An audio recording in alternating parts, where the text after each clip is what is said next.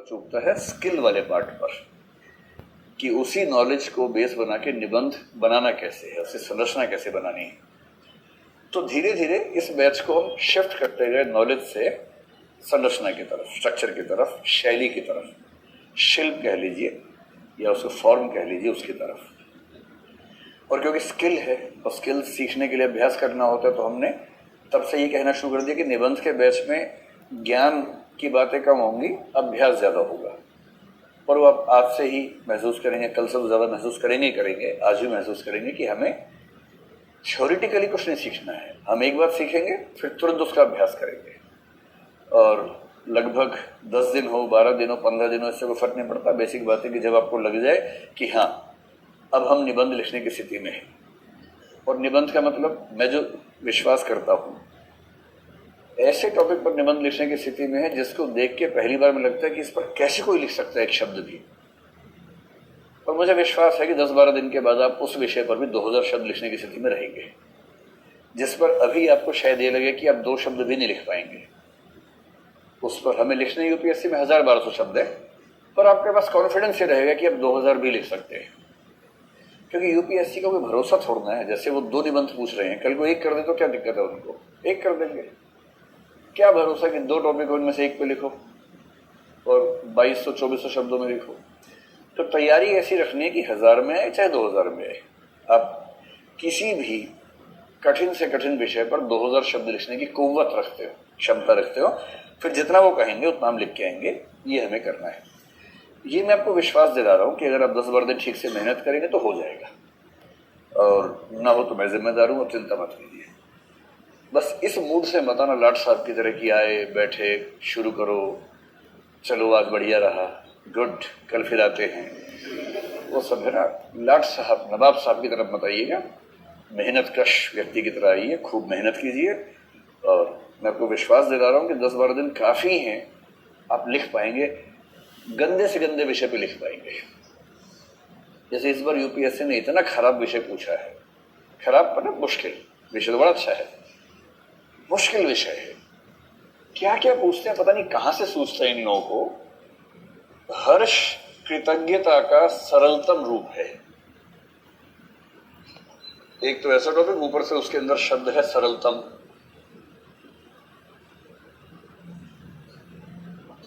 Gratitude is the simplest form of happiness, ये topic पूछा है, और इस पर आपको 1200 शब्द लिखने हैं। मेरा अनुमान है कि अभी आपको इसमें दिक्कत आ रही होगी सोच के। बेशक आपके चेहरे पर भाव ऐसे हैं कि ना लिख लेंगे ऐसा क्या है, और मुझे पता है कि वो बनावटी भाव है और आप हीरो बनना चाह रहे हैं मेरे सामने। उससे कोई फायदा है नहीं, उसका कोई फायदा नहीं है, ठीक है। ये भी छोड़ना कि 1200 शब्द पूरे कर ही देने किसी तरह से, हर्ष हर्ष हर्ष हर्ष के आगे 1200 बार, ऐसा थोड़ा होता है।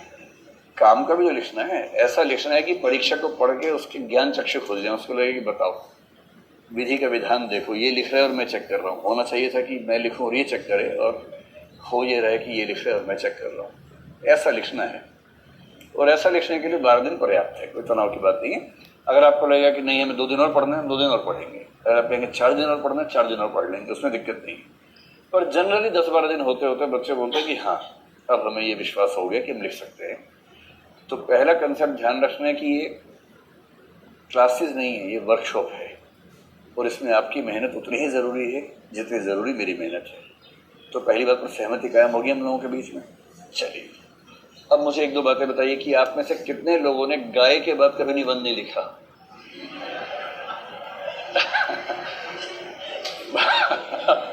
आप समझ गए बात मेरी। भारत का हर बच्चा पहला निबंध गाय पे लिखता है ना, दूसरा दीपावली पे लिखता है, और तीसरा यदि मैं प्रधानमंत्री होता। यही 3 निबंध हैं। और चौथा होता है उस स्थान की मेरी यात्रा, या रेलवे स्टेशन का दृश्य, या बस स्टैंड का दृश्य, या ताजमहल की मेरी यात्रा। ऐसे 3-4 निबंध होते हैं, लेकिन सबसे ज़्यादा जो हमारे दिल के नज़दीक है वो गाय है। इस मामले में सबसे प्यारा निबंध काऊ होता है, और वो भी हर स्कूल के हर बच्चे का एक ही निबंध होता है। जबकि निबंध का मूल उद्देश्य है व्यक्ति की अपनी क्रिएटिविटी परखना, लेकिन स्कूलों में टीचर क्लास में निबंध लिखवा देते हैं। जिसका मतलब है कि निबंध का मूल उद्देश्य खत्म हो जाता है। उसके बाद लिखना क्या था, क्रिएटिव, और लिखवा दिया मास्टर जी ने क्लास में। सबने वही याद कर लिया कि गाय एक प्यारा पशु है, उसकी 4 टांगे, 1 पूंछ, 2 आंखें होती हैं, गाय दूध देती है, गाय सफेद रंग की होती है, हालांकि कहीं कहीं काला डिजाइन भी होता है, लेकिन और इस तरह से पलक करते करते करते करते सारे बच्चे एक ही गाय के बारे में निबंध लिख के आते हैं। तो आप में से कितने लोगों ने गाय और दिवाली और ये सब के अलावा कभी कोई सीरियस निबंध नहीं लिखा है? हाथ खड़ा करके। ठीक है, लगभग 30 से 40% लोग हैं जो उसके बाद सीरियस नहीं लिख पाए हैं। ठीक है, और कितने ऐसे लोग हैं जिन्होंने निबंध लेखन में काम किया है, मतलब स्कूल में 11वीं 12वीं क्लास तक, ग्रेजुएशन तक लिखे हैं निबंध? अच्छा, ऐसे लोग तो बहुत ही कम है, मुश्किल से 5% है। तो 30 वो, 5 ये, बाकी 65% लोग जो हैं वो समझ नहीं पा रहे कि हमने अच्छा मैंने कहा गाय पर, तो सोचे गाय पर नहीं लिखा था, कागज पर लिखा था हमने। तो वो उस दुविधा में है कि गाय पर कहाँ लिखा, मैंने तो कागज पर लिखा था, गाय के बारे में लिखा था। अब मैं समझ गया आप किस दुविधा में है। ठीक है, समझ गया, आपने समझ गया, पूरा समझ गया। चलिए, तो मैं ऐसा एज्यूम कर लेता हूँ कि 5% विद्यार्थियों ने निबंध में अभ्यास किया हुआ है, बाकी 95% लोग कुछ संकोचवश या कुछ किसी वजह से बेशक कह ना पा रहे, लेकिन निबंध में हाथ तंग है। ठीक है, इमेज का भी ख्याल होता है ना कि आसपास लोग क्या सोचेंगे, निबंध नहीं लिख पाता है, रिश्ता टूट जाएगा कहीं इस बात से, तो इसलिए भी कई लोग हाथ नहीं खड़ा करते। तो वो जायज़ है, आपके समय में ये चिंताएं जायज़ है, आपकी उम्र में। तो हम ये एज्यूम करते हैं कि निबंध में आप लोगों का हाथ तंग है। ठीक है, दूसरा ये बताइए कि आप में से कितने लोग साइंस या कॉमर्स बैकग्राउंड से हैं, जिन्होंने, हाँ ये ज़्यादा लोग हैं ना। हाँ ठीक है, क्योंकि ह्यूमैनिटीज़ वाले को ये संकट कभी नहीं आता कि इतने शब्द लिखने हैं। तो वो आप बोलेंगे 1000 का बस, 2000 बस 2000, इसमें क्या है। वो 2500 के बाद विषय पे आता है कि चलो अब विषय पे आ गया। 2500 तक तो ऐसी भूमिकाएं बनती हैं कि समझ ही नहीं आता क्या चल रहा है, फिर वो विषय की बात शुरू करता है उसके बाद। तो साइंस वाले का संकट है कि वो फार्मूले सारे पढ़ के आया, सूत्र भाषा का इस्तेमाल करता है, उसको तो 4 बातें पता है, 4 लाइन की, पहली लाइन लिखी, फिर दूसरी, तीसरी, चौथी, मामला खत्म। अब क्या करें? तो ये मैं समझ पा रहा हूँ कि ये संकट ज्यादा उनका जो साइंस और कॉमर्स के बैकग्राउंड के। तो अपना अपना संकट पहचान लीजिए। साइंस और कॉमर्स की बैकग्राउंड वाले ज्यादा लोग, सभी नहीं, ज्यादा लोग इस संकट में हैं कि वो विस्तार कैसे करें। ह्यूमैनिटीज के लोग इस संकट में हैं कि वो काम की बात कैसे लिखें, विस्तार सीमित कैसे करें। जैसे मुझे कुछ बच्चे ऐसे मिलते हैं जो कहते हैं कि 1200 शब्द कैसे लिखें, और बहुत सारे ऐसे मिलते हैं जो कहते हैं कि 1200 में पूरा कैसे करें। है ना, कबीरा इस संसार में भांति भांति के लोग, तो दोनों प्रकार के लोग इस वर्ग में पाए जाते हैं। तो अपना चैलेंज अपने दिमाग में समझ लीजिए, हम उस चैलेंज को अपने तरीके से एड्रेस कर लेंगे। तो पहले हल्का सा समझते हैं कि निबंध क्या है, इसमें क्या अपेक्षा होती है, और हम निबंधों के विभिन्न प्रकारों में से कौन से प्रकार पर मेहनत करने वाले हैं। और ये जो टॉपिक लिखा था ना, आज से 12 दिन के बाद अगर आप इस पर 2000 शब्द न लिख पाए तो मैं जिम्मेदार हूँ। ठीक, यही नहीं, आप इससे भी गंदा टॉपिक लेके आ जाइए, जो भी लाएंगे आपकी चॉइस है। दुनिया का कोई भी टॉपिक निबंध का लेके आ जाइए, खराब से खराब लेके आइए, हम उस पर 2000 शब्द लिखने का हौसला डेवलप करेंगे। एक आध लिख भी लेंगे आप चाहेंगे तो क्लास में, ऐसा क्या है। तो सबसे पहले देखें कि निबंध क्या चीज है, क्या अपेक्षा है इसमें। कुछ लोग कहते हैं कि निबंध भारतीय परंपरा की पुरानी चीज है, वेदों में निबंध का विकास हुआ था। तो कुछ लोग हैं जो कहते हैं कि हर चीज का विकास भारत में ही हुआ था। ऐसे लोगों से मेरी बहुत सहमति है नहीं। ठीक है, वो ये भी कहते हैं कि पुष्पक विमान में एरोनॉटिकल इंजीनियरिंग का पहला प्रयोग हुआ था। अपनी अपनी रुचि है। कोई ये भी कह रहे हैं कि मनुष्य का विकास एप से नहीं हुआ, बंदरों से नहीं हुआ, बल्कि ऋषियों से हुआ था। तो आजकल ऐसे लोगों की संख्या ज्यादा है और वो ताकतवर भी ज्यादा है इस समय। तो लेकिन उसके बावजूद ये हमारी चॉइस है कि हम उससे सहमत हो या ना हो। तो जो सामान्य सहमति है वो ये है कि ऐसे जो एक फॉर्म है, एक जॉनर है, एक विधा है। विधा का मतलब होता है एक स्टाइल ऑफ राइटिंग, स्टाइल का मतलब एक स्ट्रक्चर ऑफ राइटिंग, इसको बोलते हैं विधा। इसलिए फ्रेंच भाषा में एक शब्द होता है, अंग्रेजी में जॉनर बोलते हैं। स्पेलिंग से आपको GEN दिख रहा है, लेकिन इसका उच्चारण जॉनर है, जॉनरेबल की बोलते हैं फ्रांस में। तो ऐसे एक जॉनर या जॉनरे के रूप में मानते हैं कि 16वीं सेंचुरी में शुरू हुआ। इसलिए जिन लोगों ने शुरू किया वो कैसा लिखते थे, उससे आइडिया मिल जाए तो हम समझ सकते हैं कि किस तरह के फॉर्मेट की हमें उम्मीद की जानी चाहिए। तो 16वीं सेंचुरी में दो ऐसे लोग हुए, खतरनाक लोग हुए। एक हुआ फ्रांस में, एक हुआ इंग्लैंड में। और आजकल मानते हैं कि निबंध के दो पापा हैं, दोनों पापा उस समय यूरोप में हुए थे।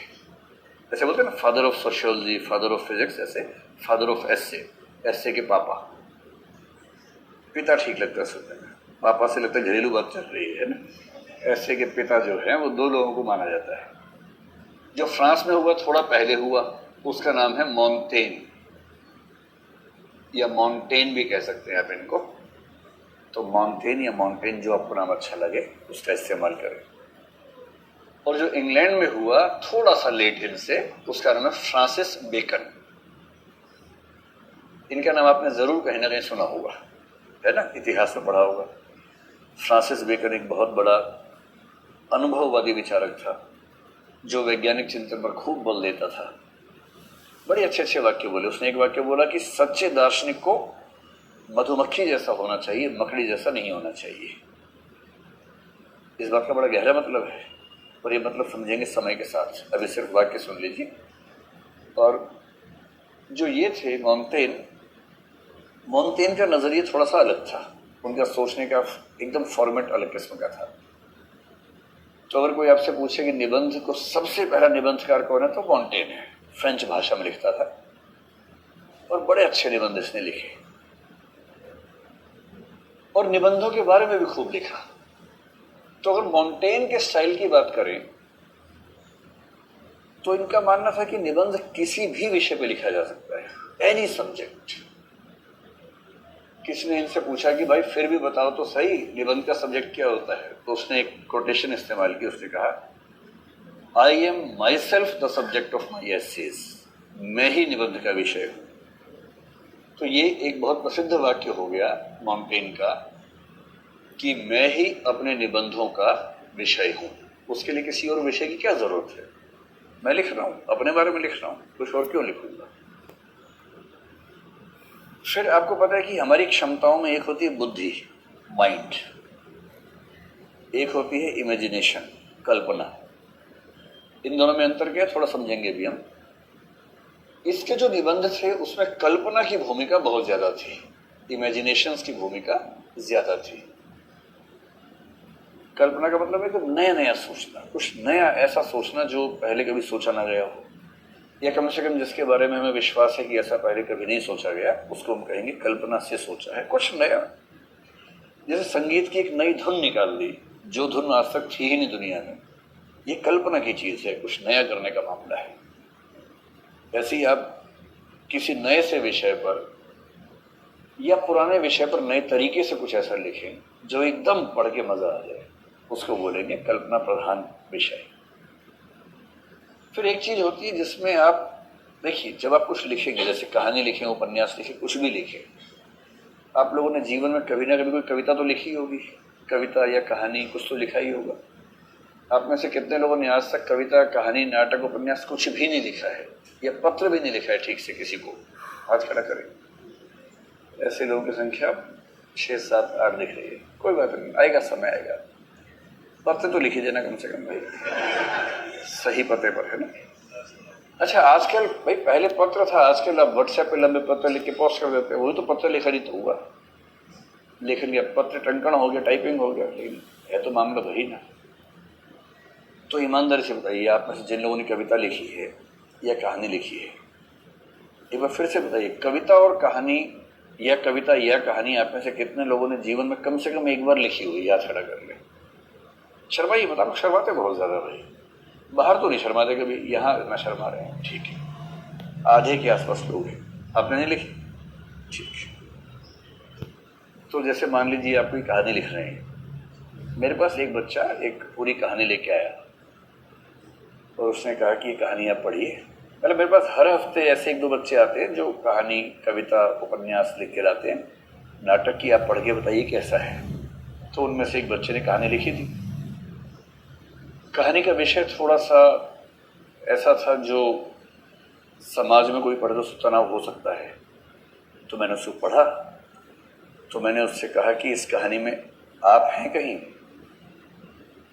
तो उसको ऐसा लगा कि रहस्य कैसे खुल गया। उसने कहा सर हाँ मैं हूं तो सही, आपको कैसे पता लगा?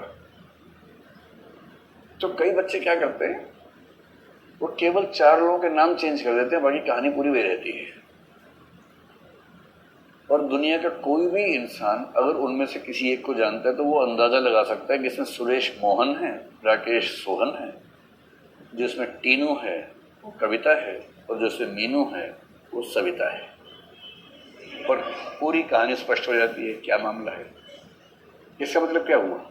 इसका मतलब ये हुआ, आप कोई भी कविता कोई भी कहानी लिखेंगे तो अल्टीमेटली उसमें जो कैरेक्टर्स हैं उनके माध्यम से वही कहेंगे जो आपके अपने मन में है, कुछ और नहीं कहने वाले आप। आपके मन में जो है वो आपके निबंध में कितने अनुपात में है, एक प्रश्न ये है। और यदि आपने अपनी भावनाओं को, अपने मन में जो बातें बैठी हैं उनका इस्तेमाल ज्यादा किया तो ऐसे निबंधों को बोलते हैं आत्मनिष्ठ निबंध। आत्मनिष्ठ का मतलब होता है सब्जेक्टिव। सब्जेक्टिव का मतलब है जिसमें लिखने वाले की व्यक्तिगत मानसिकता हावी हो, उसका दिल ऐसे काम करता है, उसका मन ऐसे सोचता है। अगर ये चीज हावी है तो हम कहेंगे कि ये निबंध आत्मनिष्ठ किस्म का निबंध है, सब्जेक्टिव किस्म का निबंध है। जैसे मैं कोई एग्जांपल देके समझाऊं कि मान लीजिए निबंध का टॉपिक है मेरी पहली हिमालय यात्रा। इस टॉपिक में निहित है कि ज्यादा संभव है कि आपका निबंध सब्जेक्टिव किस्म का होगा, क्योंकि इसमें विषय में आपकी यात्रा कैसी है ये पूछा गया है। और यदि आप ईमानदारी से लिखेंगे तो सीधी सी बात है कि आपकी यात्रा में और बाकियों की यात्राओं में कुछ ना कुछ अंतर तो रहे ही होंगे। तो उस निबंध में ऐसा कंटेंट आएगा जो सिर्फ आपसे जुड़ा हुआ है, न कि पूरे समाज से, पूरी दुनिया से एक साथ जुड़ता है। सीधी सी बात है। तो मोंटेन ने ऐसे निबंध खूब लिखे, और मोंटेन जैसी परंपरा में भारत में कई लोगों ने लिखा, बहुत लोगों ने लिखा है। कभी आप निबंध पढ़ना चाहें ना किसी के, तो मैं क्लासिफिकेशन समझा रहा हूं, आप चाहें तो उनके निबंध पढ़ के देखिएगा। जैसे एक व्यक्ति है विद्यानिवास मिश्र, आपने इनका नाम शायद सुना होगा। विद्यानिवास मिश्र बहुत बड़े विद्वान हुए, नवभारत टाइम्स से संपादक रहे, बहुत सारे निबंध लिखे गए। उनको पढ़ के लगता है कि हम शायद मोंटेन की परंपरा को ही फॉलो करते हुए दिख रहे हैं। मोंटेन की परंपरा थोड़े से और बेहतर परिष्कृत रूप में हमें दिखाई पड़ती है वहां पर। फिर यदि आपने हिंदी साहित्य के एक बहुत महान व्यक्ति का नाम सुना हो, हजारी प्रसाद द्विवेदी, सुना इनका नाम? इनके निबंध बड़े शानदार हैं। उनको पढ़ के आपको फील होगा कि अरे बाप रे बाप, ये तो एकदम लगता है कि मोंटेन का भारतीय अवतार हो गया है। लेकिन मोंटेन की कल्पनाएं तो आवारा किस्म की थी, इनकी कल्पनाएं उतनी आवारा नहीं है, थोड़ी संयमित है, लेकिन हाँ कल्पना केंद्र में है, सब्जेक्टिविटी केंद्र में है। ये बात कॉमन आपको दिख जाती है।